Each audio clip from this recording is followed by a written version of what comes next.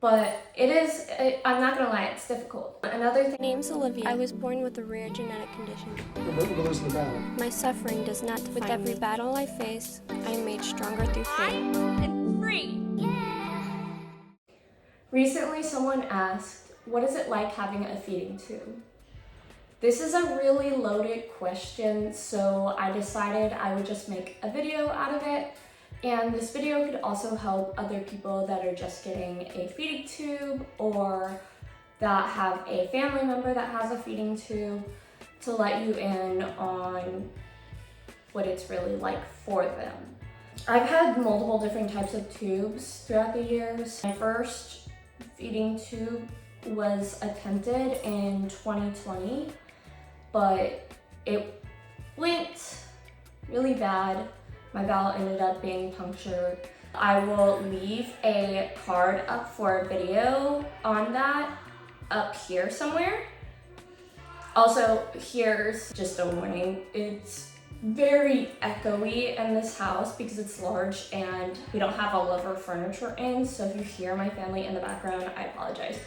Anyways, I also want to make it clear that that is not a common complication when getting a G-tube or a GJ tube.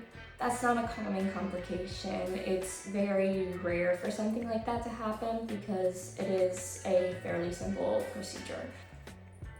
Because that happened to me, I ended up having to get a NJ tube rather than a GJ tube.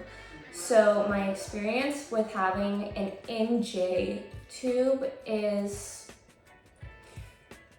I didn't like how people would stare because I had something that was very obvious was on my face, but there was a lot of good that came from it too because I was extremely underweight, very malnourished, and after getting my NJ tube, I started to put on weight and my nutritional levels didn't really come up too much while I had my NJ tube because I had it from sometime in May until I think either June or July, but I didn't have it long enough to put on a ton of weight or get to a normal weight or to bring up my nutritional levels. That being said, there was definitely a lot of good that came from the tube, but also there was some cons to having an NJ tube. But another thing that I really didn't like about having an NJ tube is that I couldn't really go swimming without it getting tangled in my hair. It was kind of difficult. And I also just didn't like having tape on my face constantly and having to take that off and be extra careful when washing my face so that I didn't move the tube in or out anymore. But yeah, there was some good and some bad that came from having an NJ tube. But the next tube that I ended up getting was my GJ tube. And like with the NJ tube, there's good and bad that comes from having a GJ tube. The main thing at first was obviously recovering from having a GJ tube placed because they do have to put you to sleep and it's a surgery. So they have to put in the NJ tube, and the initial attempt on that one was, what was it? Oh, when they placed it, I had a different surgeon, but when they placed it, it did not want to go all the way down, and instead it flipped up and it was kind of twisted. So that was extremely painful, but they went and again, they tried to fix it without another procedure, but it didn't work. So they had to go back in and they fixed it, and finally I had a successful GJ tube placement. After recovering from the surgery, the biggest thing for me was like just the stomach acid burning my stoma really bad. That was painful. That still is pretty painful. This is gonna go for the GJ tube dangle tube and the GJ tube button because they are different. But the difference between the two is that with the dangle tube, I didn't ever really feel normal still, because whenever I would go swimming, I still had something very obvious on my body that everybody could see. So that part wasn't fun, having a a dangle GJ tube, yeah. That part wasn't fun, and the difference between just a GJ tube in general and having an NJ tube is I had to constantly, and still have to, clean around the sites and put on either gauze or a tubey pad. And that protects the skin from getting any acid on the skin, and it also just is more hygienic in my opinion. But yeah, I prefer the tubey pads because the split gauze that my home health pharmacy gives me, the corners of it tend to slip down into the stoma, and because of that, they cause a lot more friction than normal, and that can be pretty painful. It could also actually enlarge the size of the stoma, the diameter of it, so that's not good either, because it can actually end up causing more acid to leak than normal. And really, a stoma should not be leaking a ton. You should not see much of anything on the pad whenever you remove it to put a new one on, or to take a shower or go swimming. You shouldn't really see much on that tubey pad. But moving on from the tubey pads and the pain and all of that, I really enjoy having a GJ tube button because it is very low profile, so I can remove the extensions and then I feel like a totally normal person, versus having a constant tube on me, not being able to remove it, not being able to feel normal, not really even looking normal. But the button allows me to feel a lot more normal, look normal, and not have people stare at me for the wrong kind of reasons.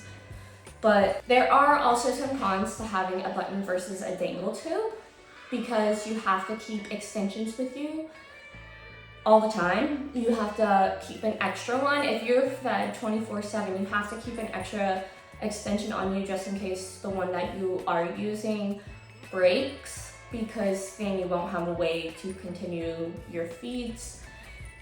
It's also useful to carry an extra pair of clothes with you. I used to do that, but I don't really do it anymore, because the tube that I have now is, I forget what the difference is between them. One of them is infant, one of them is non-infant, but one plugs in basically and one screws in.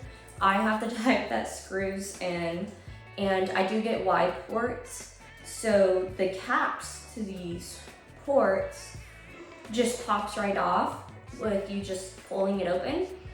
But I put a little cap at the end of it, like my drain bags come with these, and I just cut them off and I put them on the other side of the wide port, because if this end ends up getting kinked or this end ends up getting kinked, then this will just pop right open, and then you have a very big, really gross mess. Even though there can be problems with this type, there tends to be more problems with the other type. Like I said, I don't remember which one's infant and which one's non-infant, but the one that just plugs into the tube, I had a lot more problems with, because you can't just put something like this on it. You have to tape something on the other end of the wide port, and this you would have to tape together, and you would have to undo that tape every time that you want to disconnect from your pump. So I really like this kind because it's a lot more easy. But a pro of having a button is that you can choose whichever one you prefer. So if you like the ones that just pop off because you feel safer, because these are a little bit more of a safety hazard, because if you get snagged on something, like these, if you get snagged on something like that with this type, unless you catch it really quick or you're able to free yourself pretty quick, it could do some damage. it could do some damage. It could end up tugging your tube all the way out, and that would be extremely painful, and it would be extremely inconvenient and stressful. So this one, it is a bit of a safety hazard, and the other one's a lot safer, but then you have the risk of just having a mess, and yeah, there's pros and cons to both. But the good thing about the button is you can choose. The good thing about having a dangle tube is if you have a GJ tube and it's a dangle one, you can drain your stomach a lot easier. If that's something that you have to do, then it's a lot easier with a GJ dangle tube. As with this one, you have to carry both the G and the J extensions with you. And then on top of that, it doesn't work as well on the GJ button. So if you like to eat food just for the taste or just for the sanity of your mental health, then you have to be careful of what you choose to eat if you have to drain it afterwards, because it doesn't do as well compared to a dangle tube. Overall though, I do like having a GJ button. I have the AMT GJ Jet, I believe is what it's called. I like this button a lot. I've never had a Mickey button, except for maybe my dangle tube was a Mickey button that did actually leak a lot more than my AMT. And the hospital does have to special order them, but I love my AMT button. It's the best tube I've had. So yeah. And then there's obviously some things that all tubes have in common that are just difficult overall. And that is if you have a feeding tube in general and you have to keep it forever, like you have to have a feeding tube forever, then there's obviously some difficult things that come with that. And for me, that's been having to talk to maybe somebody that I am interested in, somebody that I'm going on a date with or something, or multiple dates, or that I could potentially see a future with. I have to talk to them about it. And that can sometimes be difficult because some people think it's a much bigger deal than it really is, or people just don't want to deal with it at all.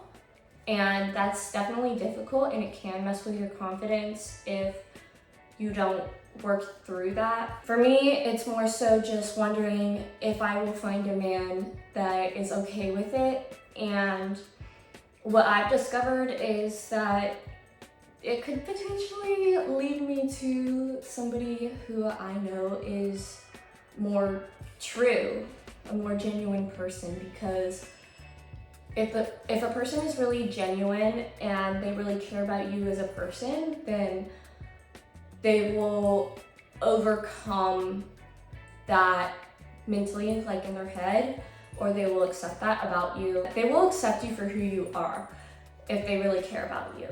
So it can help you find a more genuine person. But I'm not gonna lie, it's difficult. Another thing is just the inconvenience of being tube fed in general. You have to worry about formula. You have to make sure that you have, like I said, extensions with you if you have the button. You have to make sure you have extra feed bags with you, and that goes for every type of tube. You have to make sure that you have everything with you when you travel, and it's more difficult to travel. It can make traveling difficult because it's heavy to lug around the airport or to fit inside of a vehicle if you're traveling with your family somewhere. Yeah, it definitely has a lot of downsides, but overall, I will say that I am very thankful for my feeding tube, because without it, I wouldn't be able to do as much, and I know that it has helped me in the long run because I am more capable of maintaining a healthy weight, more capable of maintaining nutrition, and it just helps me feel better physically overall. So I'm very thankful for it, even though it does have a lot of cons that come with it. But that's just been my experience with having a feeding tube. Before I end the video, I would like to add one more really cool thing that I quickly discovered is that you don't have to carry a feed bag with you at all times. This is literally just a random fanny pack. Obviously it's Nike brand. It's not made for feeding pumps whatsoever, but I just wrap it around the pump, wrap the line around the pump, and then I stick it in the fanny pack. And you can do this with any fanny pack that's large enough, and you can do it with purses too. You just unwrap it a couple times or wrap it up even more if you want, however long you want this to be, and you stick it inside the purse just like this. So that works out perfectly. If you have somebody in your life that has a feeding tube and you would like to understand it better, then I hope that this video has helped you. Or if you're about to get a feeding tube yourself, then I hope that this video helps you. If you know somebody that's about to get a feeding tube and you want to help them, then maybe show them this video and it can give them a little bit of insight to what it's like having a feeding tube. But any which way, I hope that this video has helped you in some kind of way or helped someone in some kind of way. If you enjoyed this video, then hit that thumbs up button. If you are not yet subscribed, then hit that subscribe button and go ahead and check out some of my other content on my channel. If you want to get notified when I upload new videos, then hit that bell notification sign and you will receive notifications anytime I upload new videos. And thank you for watching. Hope y'all enjoyed. Love y'all. Bye.